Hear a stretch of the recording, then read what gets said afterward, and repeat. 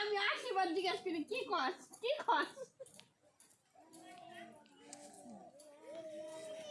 ওই কোথা দেবো এটা এ রূপা নন্দ জামাই এমন খাবার খাওয়াইছে এবারে জবান বন্ধ করে দিছে নাকি তাহলে আমরাও খাওন দেখি আমাকে জবান বন্ধ হয় নাকি খাওয়াবো নন্দ জামাই খাওয়াইতেছে আমাকে কপালে দুঃখ কষ্ট দেই ওই যে রূপার নন্দ জামাই খাওয়াইতেছে আর গলা কথায় আওয়াজই বের হয় না আমাকে নন্দ জামাই খাওয়াইতেছে আমার বাবা কে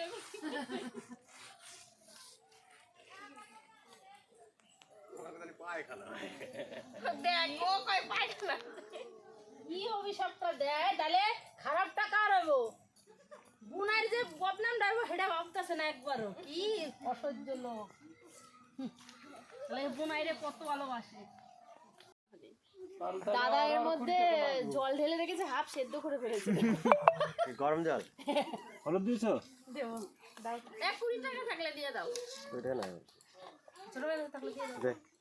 তাহলে কোন একটা শোতে যাবো না আছে 20 টাকা বের কর না না এ আমার কাছে আছে যারা টাকা দেয় তারা ঘর পায় যারা না দেয় টাকা ঘর পাওনাদাররা পায় না এগুলা হলুদটা বেশি দিয়ে ফেললে আরে এই লোকটা না খালি এদের কাজে বেগরা ঘটায় না তুমি এসে ভালো হবে না এটা দোষ দিব তোমার শোনো তুমি এই জায়গায় যদি এরকম করো ডিসিশন দাও তো লাস্টে তরকারিটা ধর ভালো হলো না বলবি কি ওই তো তোমার জন্য এরকম হয়েছে ওর এটা স্বভাব ও একটা আলু ভাজতে গেল গিয়ে কেন বলো একটু গ্যাসটা গ্যাস একটু আমি বলতে পারি হ্যাঁ আমার তো চায়নায় গিয়ে রান্না করা চললেই হবে না পুরো ঠিক আছে দেশে তো চললেই হবে আমার বিদেশে ওই প্লাস্টিকের ঝাঁপি দেয় দেখা ধনের গুঁড়া আছে এই তো ওই ইটা থাক ওইটার মধ্যে যাও তাহলে একটা প্যাকেটের ভিতর লঙ্কার গুঁড়ি আর ধনের গুঁড়ি যাও তুমি যাও জিরে মেসের ব্যাপার ওইসব খোঁজা মজা পছন্দ হ্যাঁ সেমিনারে তো ভেতরে খাটাইতে স্যার চুলকাই ওই জায়গায় যদি বউ থাকতো তাহলে ঠিক আছে যে না বউ হাতে একটু গল্প করলাম নতুন বউ পেয়েছি এমন মনে হচ্ছে তোমার বিয়ে বাড়ির বাজার করছো আমার বিয়ারই তো এরমই তো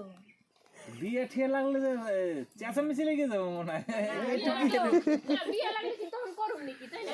তখন বয়ে খাবো লজ্জা পাবা না করতো বউ যদি বসে এখন খাচ্ছে দেখতে তাহলে যেত হ্যাঁ